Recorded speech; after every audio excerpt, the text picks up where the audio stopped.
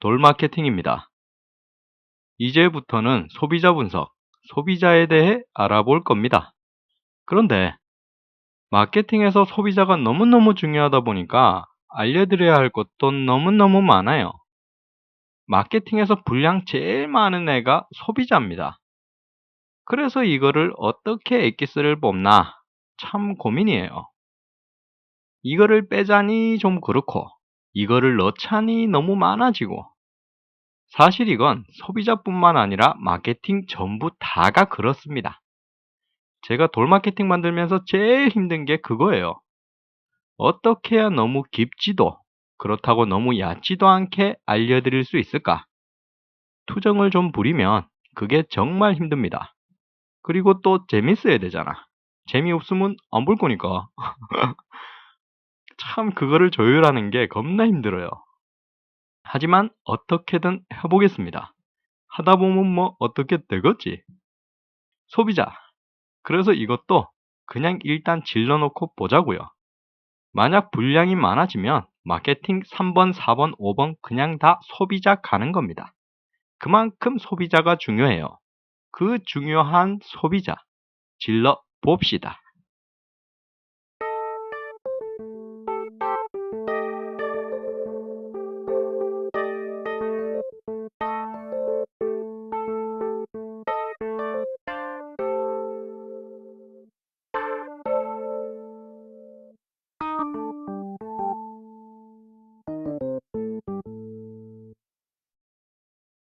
소비자.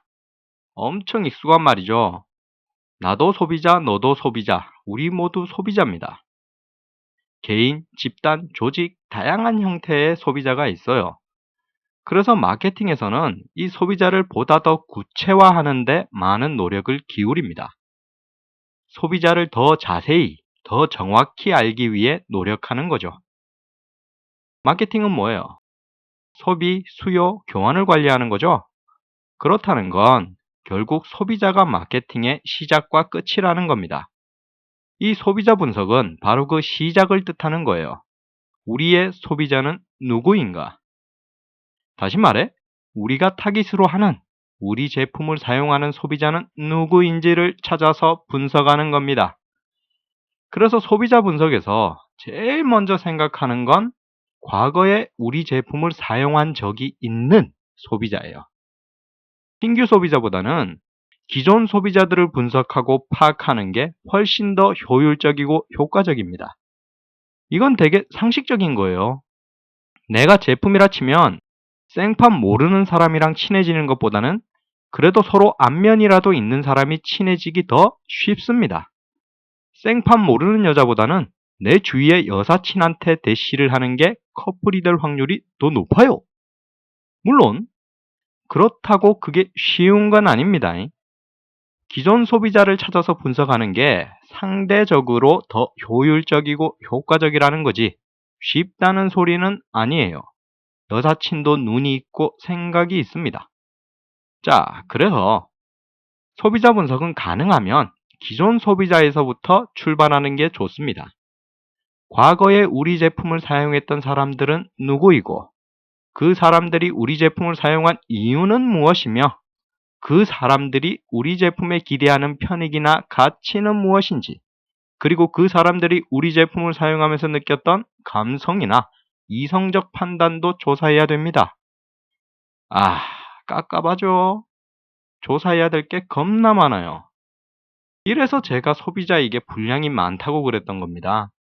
사실 지금 이것도 다 말씀드린 게 아니에요. 이것보다 더 디테일한데 제가 좀 간추린 겁니다. 그런데 이거는 제가 꼭 짚고 넘어갈게요. 소비자 분석, 이거 어려운 거 아니에요. 쉽습니다. 엄청 쉬운데 그냥 양이 좀 많을 뿐이에요. 그리고 또 하나 더 짚고 넘어갈게요. 소비자 분석, 이거 재밌습니다. 소비자 분석은 결국 사람을 분석하는 거기 때문에 깨알 같은 재미가 있어요. 뒤에 소비 심리, 소비자 행동 이쪽으로 들어가면 꿀잼입니다. 심리학 요쪽은 다들 아시잖아요. 요거 참 재밌습니다. 그리고 알아두면 유용하기까지 해요. 마케팅이 아니라도 일상생활에 아주 유용합니다. 그러니까 분량 많다고 걱정하지 마세요. 쉽고 재미있고 유용하기까지 합니다. 자, 그러면 하나씩 차근차근 제껴보자고요. 첫 번째, 과거에 우리 제품을 사용했던 사람들은 누구야? 엄청 많겠죠? 엄청 많은 사람들이 사용했을 겁니다. 그래서 소비자 분석에서는 이 사람들을 묶어야 돼요. 이 사람들이 가진 공통적인 특징을 찾아서 묶어야 됩니다.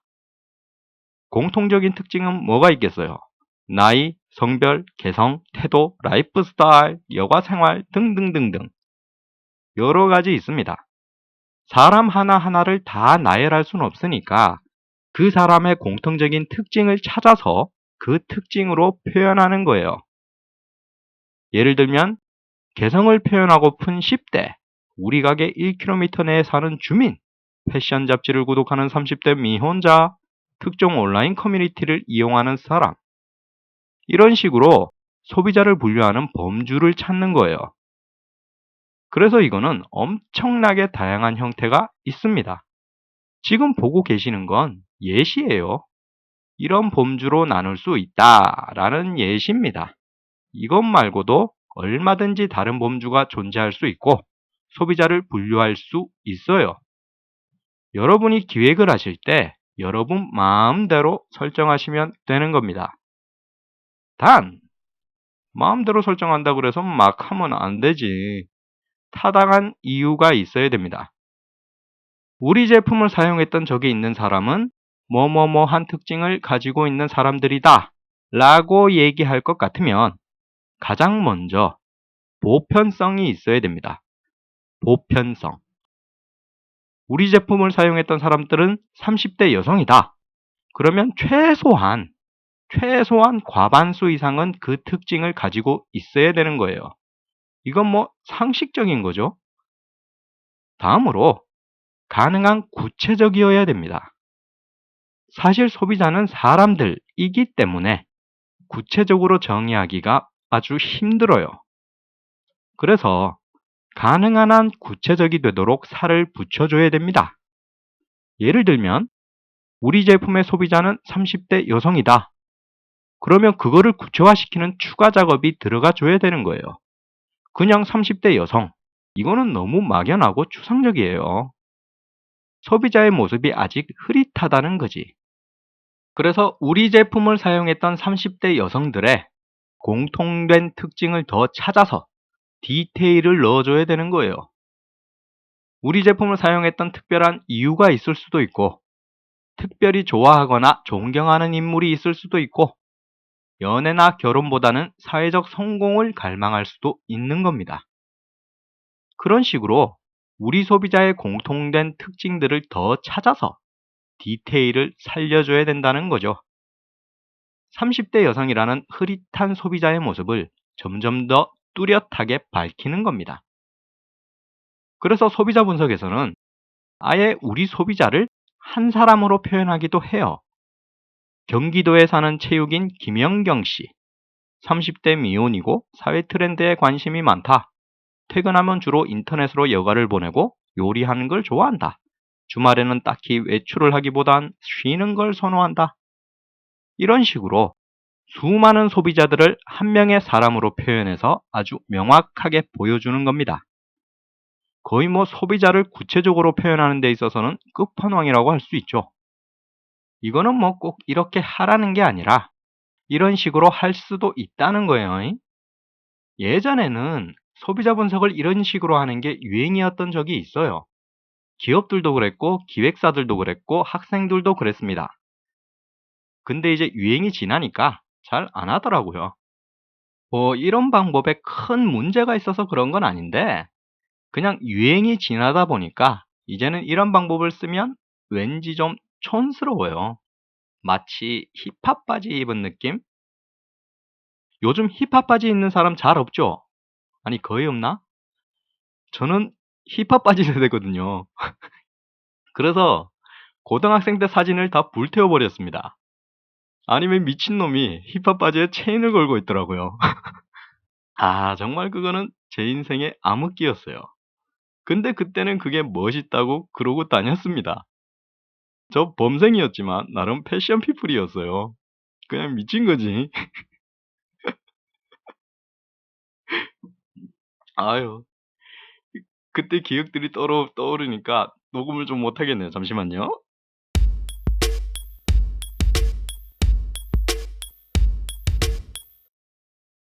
아, 릴렉스. 진정하고 왔습니다. 네, 소비자. 소비자를 분류할 때는 가능한 한 구체적으로 해라. 그걸 말씀드렸습니다. 다음으로, 뻔뻔하죠? 다음으로, 소비자를 분류할 때는 일정 수준 이상의 규모성이 있어야 돼요. 다시 말하면, 사람들 숫자가 많아야 된다는 겁니다. 사실 이것도 보편성이랑 마찬가지로 지극히 상식적인 거죠. 마케팅이 소비자 분석을 왜 하겠어요? 그 사람들에 대해 더 잘 알아내서 더 잘 장사하려고 그런 거잖아요. 그렇기 때문에 우리가 우리의 소비자라고 부르는 사람들은 일정 수준 이상의 규모를 가지고 있어야 되는 겁니다. 그 사람들의 규모가 곧 시장의 규모예요. 만약 영경 씨를 우리의 소비자다라고 했는데 이게 규모가 작아. 전체 소비자가 100명이면 그 중에 한 20명 정도만 영경 씨예요. 그러면 뭔가 다른 대책이 필요한 겁니다. 우리 제품의 시장 점유율은 15%인데 우리가 영경 씨라고 부를 수 있는 사람들은 전체 소비자 중 20%다. 근데 사장이 나한테 점유율을 30%까지 올리래. 이러면 어때요? 당장 10%가 비잖아요. 영경 씨한테 마케팅을 하면 5%는 채우겠지만 나머지 10%의 점유율은 어쩔 거야. 우리 영경 씨의 규모 자체가 부족한 겁니다. 이런 경우가 언제 잘 발생하냐면 아이러니하게도 소비자를 구체화시키는 과정에서 발생합니다. 소비자들을 공통된 특징으로 묶다 보니까 그 범주에 속하지 않는 소비자들이 제외돼 버리는 거예요. 이게 참 딜레마입니다. 소비자를 구체화시킬수록 소비자의 모습은 더 뚜렷해져요. 그런데 소비자의 모습이 뚜렷해질수록 소비자의 규모는 줄어듭니다. 이거는 정말 가슴 아픈 일이 아닐 수 없습니다. 그래서 우리는 2차 소비자라는 꼼수를 쓸 수 있어요. 우리 영경 씨는 1차 소비자, 그리고 그 밖에 2차 소비자. 와우! 제가 소비자 조사는 기존 소비자에서 출발하는 게 좋다고 했죠. 우리 영경 씨는 뭐예요? 기존 소비자예요. 우리 제품을 사용한 적이 있는 사람이라고요.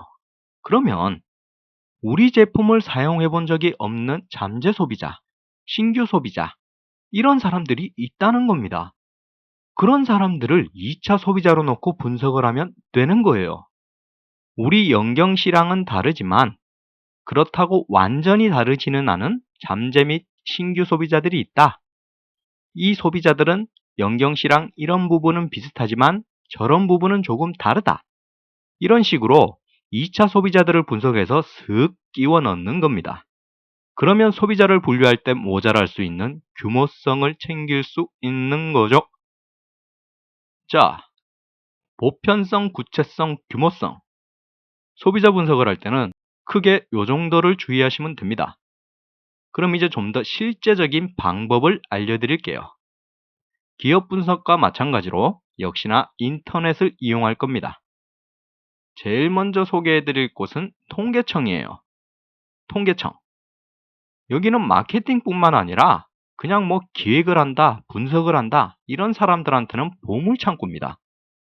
진짜 5만 가지의 종류의 통계가 다 나와 있어요. 그래서 소비자 분석에만 쓰는 게 아니라 뭐 그냥 상황 분석 전체적으로다가 엄청난 도움을 받을 수 있는 곳입니다. 그리고 제일 좋은 게 뭐냐면 통계청이라는 거예요. 우리가 기획을 할 때 굉장히 중요한 게 자료의 출처와 그 출처의 신뢰도입니다. 상황 분석을 하면서 어떤 통계치라든가 분석표를 사용했는데 그거 출처가 네이버 블로그야. 이거는 미친 짓이죠. 진짜 제정신인 사람이라면 할 수 없는 짓입니다. 그런데 통계청 자료는 어때요? 그냥 그 자체로 출처 문제가 깔끔하게 정리됩니다. 기업 분석 알려드릴 때 언론사나 잡지사를 검색하라고 했던 것도 그것 때문이에요. 자료 출처 구글 이러면 싸대기 맞는다는 거지. 정확하고 신뢰성 있는 출처를 써야 한다는 거예요. 그래야 내 분석에도 신뢰성이 생깁니다. 그러니까 기획을 하실 때는 항상 출처를 표시하는 게 좋아요.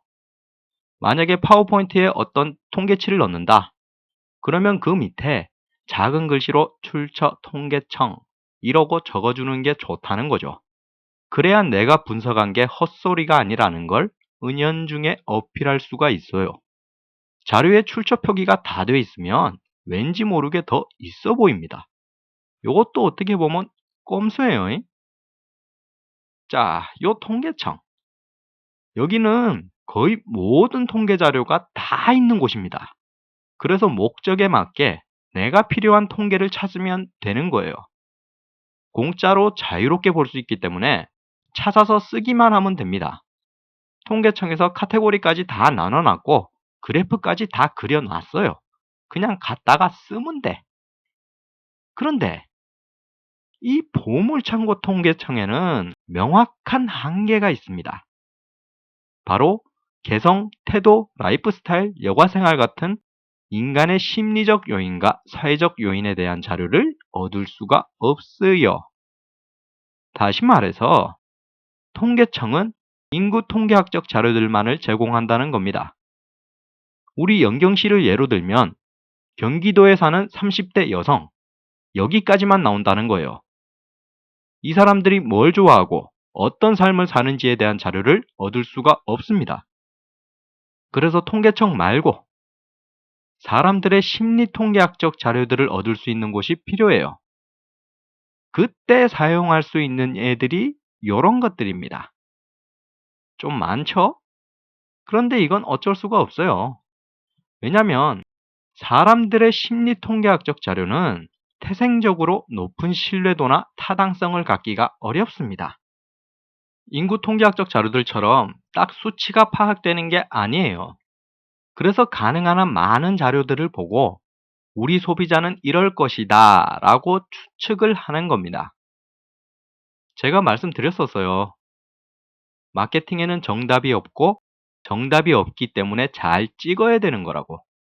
잘 찍어야 됩니다. 다만 내가 찍은 게 그럴싸해 보이려면, 다시 말해서 좀 타당성 있게 보이려면 내가 찍은 걸 뒷받침하는 자료들이 있어야 된다는 거예요.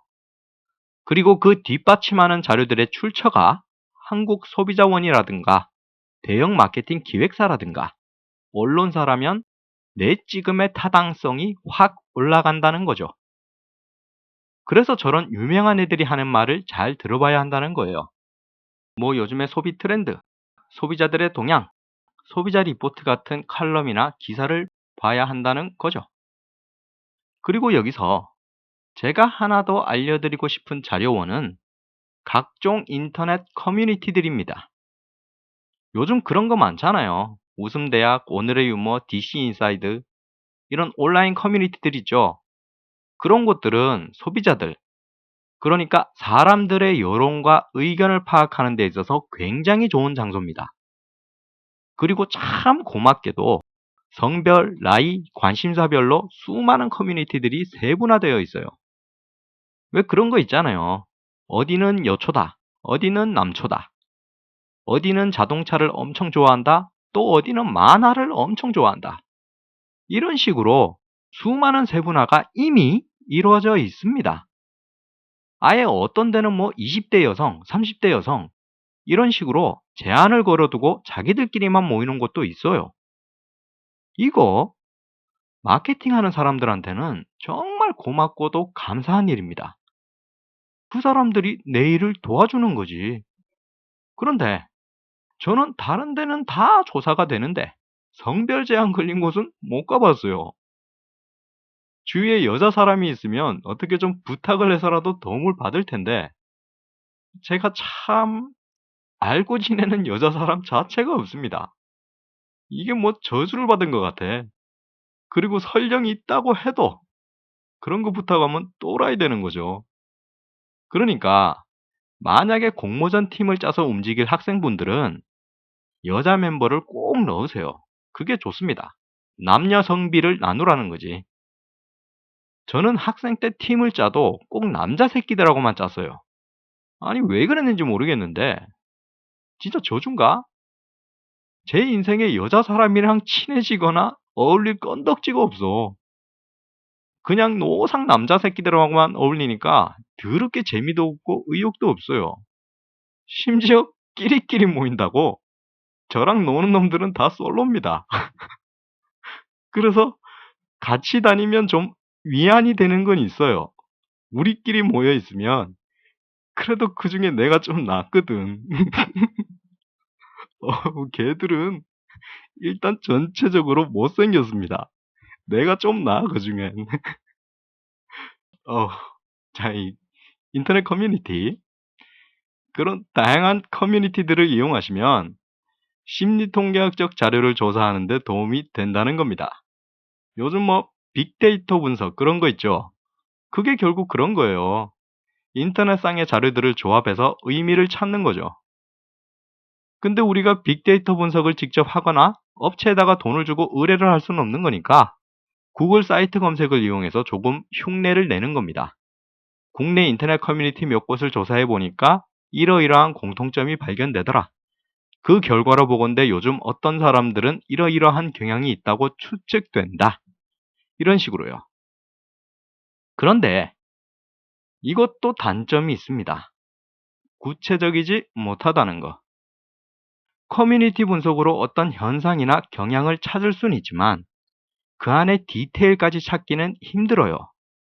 그래서 커뮤니티 분석을 통해 어떤 현상이나 경향이 발견됐다면 그 현상과 경향을 좀 더 깊게 알아보기 위해 추가 자료 조사를 하고 설문지를 만들어서 설문을 해볼 필요가 있습니다. 디테일을 보강하는 거지.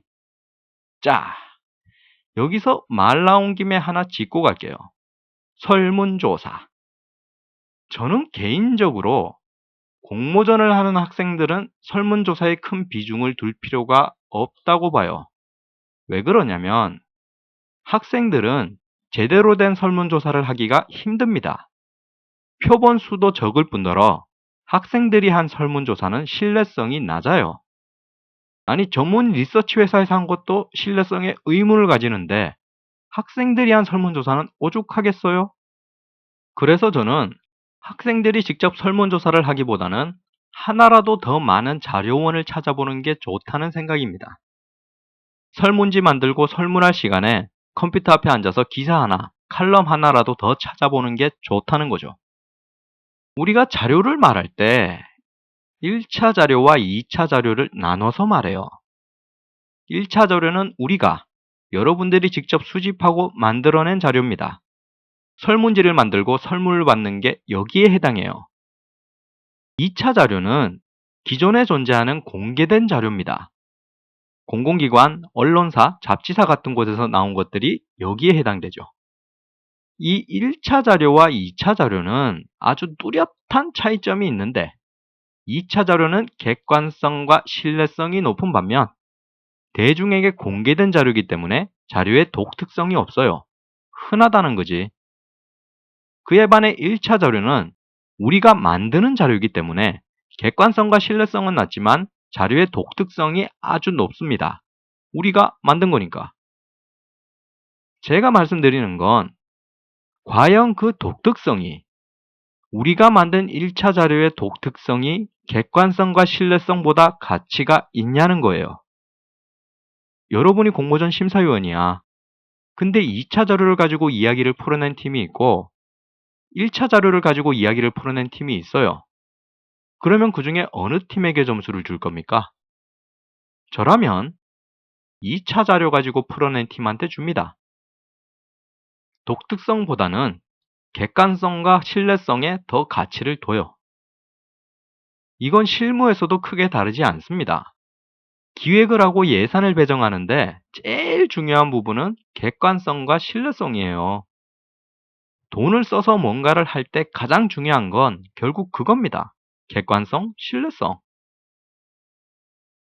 이게 뭐 설문조사를 무조건 하지 마라. 이건 아니에요. 아닙니다. 일단은, 일단은 2차 자료를 찾고 분석하는데 모든 노력을 기울이는 게 좋다는 거예요. 공공기관, 잡지사, 언론사들을 아주 샅샅이 조사하는 게 먼저라는 겁니다. 그렇게 샅샅이 조사를 했는데도 뭔가 부족하다. 뭔가 찝찝하다. 뭔가 답이 안 나온다. 그러면 그때 설문지를 만들고 설문을 하라는 겁니다. 학생들한테 1차 자료조사는 최후의 수단이어야 한다는 게 제 생각이에요. 조사 시작부터 설문할 생각을 하면 안 된다는 거지. 커뮤니티 분석하는 것도 어떤 경향이나 현상을 파악하는 정도면 충분합니다. 디테일은 2차 자료에서 채워야죠. 만약 인터넷 커뮤니티에서 어떤 경향이나 현상이 나타났다면 요즘 시대에는 그거하고 관련된 언론사 기사가 분명히 나와 있습니다. 이게 문제가 될 정도로 활발해요. 기레기들이 어떤 커뮤니티의 글을 마음대로 퍼가서 기사를 썼다. 이런 일이 빈번합니다. 이게 되게 안 좋은 일이지만 자료 조사하는 사람한테는 좋은 일이기도 해요. 일단 그런 식으로 기사가 올라가 있으면 자료 출처 땡땡일보 이런 식으로 자료를 가져오기가 좋거든요. 생각해 보세요. 자료 출처 땡땡 커뮤니티, 자료 출처 땡땡일보 둘 중에 뭐가 더 있어 보입니까? 당연히 후자지. 같은 자료라도 출처에 따라서 느낌이 확 달라지는 겁니다. 자, 이제 첫 번째가 마무리됐습니다. 첫 번째가 뭐였죠? 우리 제품을 사용했던 사람들은 누구야? 그 사람들을 인구 통계학적, 심리 통계학적으로 찾아서 파악하는 걸 알려드렸어요.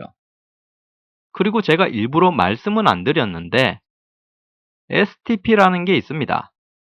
세그멘테이션, 타겟팅, 포지셔닝. 한국말로 하면 시장 세분화, 목표 시장 설정, 포지셔닝입니다. 포지셔닝 이거는 굳이 한국말로 하기보다는 그냥 포지셔닝이라고 불러요. 마케팅을 마케팅이라 그러는 것처럼 포지셔닝도 그냥 포지셔닝이라고 합니다. 이거를 한국말로 하면 좀 이상해져요. 자리매김, 알박기, 뜻이 더 이상해지니까 그냥 포지셔닝이라고 부릅니다. 이 중에서 시장 세분화랑 목표 시장 설정이 방금 제가 알려드린 것 속에 들어가 있어요. 지금 첫 번째도 그렇고 다음 두 번째, 세 번째에서도 S랑 T는 계속 섞여 있을 겁니다. 제가 STP를 일부러 말씀 안 드린 게 그것 때문이에요. 이거는 따로 다루기보다는 그냥 상황 분석 내에서 자연스럽게 이루어지는 일이기 때문입니다. 시장 세분화는 이렇게 한다. 목표 시장 설정은 저렇게 한다. 이런 식으로 구분을 두는 것보다는 상황 분석을 하면서 자연스럽게 시장 세분화를 하고 자연스럽게 목표 시장을 찾는 거죠. 포지셔닝도 나중에 브랜드 분석 가면 그 안에 자연스럽게 녹아들어 있어요. 그래서 STP에 대해서 딱 구분을 짓고 설명하지는 않을 겁니다. 그거는 시험 칠 때나 그렇게 하는 거죠. STP 전략에 대해 200자 이내로 서술하시오. 이런 거. 돌마케팅은 시험 안 쳐요. 잉? 자, 소비자 분석의 첫 번째. 이거 뭐 어려운 거 없죠? 그냥 수많은 사람들 중에 우리 제품을 사용했거나 사용할 것 같은 사람들을 찾는 거예요. 그리고 그 사람들을 점점 구체화시켜서 결과적으로는 우리 영경 씨를 찾는 겁니다. 쉽죠? 소비자 분석은 뭐다? 우리 영경 씨 찾는 거다. 왜 영경 씨냐고요? 제가 김연경 선수를 좋아합니다. 그래서 뭐, 왜, 뭐, 이게 싫으면 여러분이 좋아하는 사람 찾으세요. 저는 제가 영경 씨를 좋아해서 소비자 분석할 때 영경 씨 이름을 쓴 거고, 여러분이 소비자 분석할 때는 여러분이 좋아하는 사람을 쓰면 됩니다. 근데 그 김연경 씨가 싫어하지는 않겠지? 연경 씨 제가 참 존경하고 좋아해서 그런 겁니다. 나쁜 말 하나도 안 했어요. 아, 그거. 여러분, 우리 연경 씨가 30대는 아닙니다. 영경씨 88년생이에요. 27 애기입니다. 근데 제가 30대라고 한 거는 은퇴한 이후의 영경씨를 생각한 거예요. 그 전까지는 계속 외국에 계시니까. 영경씨, 부디 계획하시는 것들 다 이루시길 바라고요. 실력으로는 뭐 따라올 사람이 없으니까 그냥 편하게 즐기시면 될 것 같아요. 영경씨, 제가 정말 존경하고 좋아합니다. 항상 응원하겠습니다. 파이팅!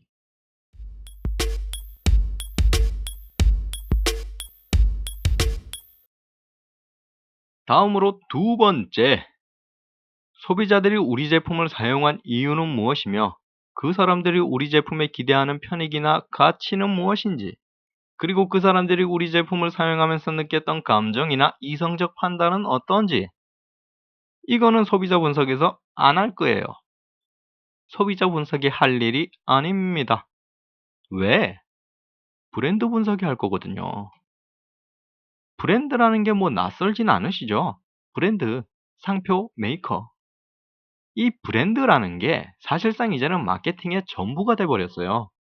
그래서 옛날에는 보고 계시는 저런 항목들을 소비자 분석이나 제품 분석에서 했었습니다. 그런데 요즘은 사실 뭐 요즘도 아니지, 꽤 예전부터 브랜드 분석에서 저런 것들을 조사하고 분석을 해요. 그게 더 타당하고 효율적입니다. 그래서 오늘 소비자 분석은 여기서 끝입니다. 처음에 분량이 많다 그랬었는데 벌써 끝이라 그러니까 좀 이상하죠. 그건 뭐다? 끝이 아니라는 거지. 다음에는 소비자의 심리 그리고 행동에 대해서 알려드릴 거예요. 소비자를 분석하려면 그런 것들도 알아둬야 됩니다. 소비자 분석이라는 게 결국 사람 분석이잖아요. 그러면 그 사람의 심리나 행동이 어떻게 이루어져 있고 어떻게 작동하는지를 알아야 되는 거죠. 보통 이거를 학교에서는 뭐 소비 심리학, 소비자 행동론, 광고 심리학 이런 제목으로다가 배웁니다. 그리고 되게 배우는 게 많아요. 그거를 저는 앞으로 며칠 동안 또 가지치기를 겁나 할 겁니다. 그거를 다 설명하려고 그러면 밤을 새야 돼요. 그래서 공모전을 하는데, 그리고 기획을 하는데 필요한 애들만 간추려서 알려드릴 겁니다. 돌마케팅 초반에 말씀드렸었죠? 돌마케팅이 대학교처럼 자세하게 알려드릴 수는 없어요. 그러려면 책도 있어야 되고 여러분이 돌마케팅 보면서 공부를 해야 됩니다. 제가 지금 마케팅을 알려드리긴 하지만 이거 공부 아니에요. 혹시나 돌마케팅을 공부하는 거라 생각하시고 보시는 분 계시면 그러지 마세요. 돌마케팅은 공부하는 곳이 아닙니다. 그냥 재밌게 보면서 마케팅을 한번 배워보는 거예요. 배워보는 거랑 공부하는 거랑은 똑같은 것 같지만 사실은 천지 차이입니다. 뭐 저만 그런 걸 수도 있는데 저는 공부를 엄청 많이 했지만 공부를 엄청 싫어해요. 이상하죠? 진짜 싫어하는데 지금 제 짧은 인생을 되돌아보면 대부분이 공부하는 거였어요. 정말 불행한 인생을 산 거죠. 평생을 싫어하는 거 하면서 산 겁니다. 그런데 마케팅은 저한테 공부가 아니에요. 그냥 배우는 겁니다. 마케팅은 하루 종일 도서관에 처박혀서 책을 봐도 싫지가 않아요. 오히려 재밌습니다. 저는 이게 공부랑 배움의 차이라고 생각해요. 하기 싫은 게 아니라 하고 싶은 거, 어려운 게 아니라 재밌는 거. 그래서 저는 돌마케팅이 여러분들한테도 재미있는 배움이었으면 좋겠습니다. 달달달달 외우고 정답 맞추는 공부가 아니라 그냥 배우는 거면 좋겠어요. 이게 좀 말이 이상한가? 사실 저도 이 부분에 대해서 깊게 생각해 본 적이 없어서 딱히 뭐라고 규정 짓기는 힘든데 그냥 간단하게 말하면 돌마케팅 보면서 실실 웃다 보면 나중에는 머릿속에 마케팅이 남는 거. 그게 바로 제가 바라는 겁니다. 책이랑 공책 펴놓고 공부하는 게 아니라 그냥 라디오처럼 틀어놓고 밥하고 설거지하고 게임하고 인터넷하고 그런 거. 제가 무슨 말 하는지 아시겠죠? 아, 맞다. 물론 공모전이나 직접 기획을 해보실 분들은 공책에 필기도 하세요. 요리 레시피 적듯이 소비자 분석은 이렇게, 브랜드 분석은 저렇게, 그렇게 간단하게 메모하는 정도면 충분하실 겁니다. 제가 말씀드렸잖아요. 마케팅 이거 어려운 거 아니에요. 전문적인 내용보다는 상식적인 내용들이 훨씬 많습니다. 자, 그러면 오늘은 이만 마치겠습니다. 오늘은 소비자가 누군지, 어떻게 찾아서 분석하는지에 대해 알아보았어요. 다음에는 뭐 한다? 소비자의 심리와 행동에 대해 알아본다. 그거는 앞에서도 말씀드렸다시피 내용 자체가 재밌어요. 심리, 행동, 요거 재밌습니다.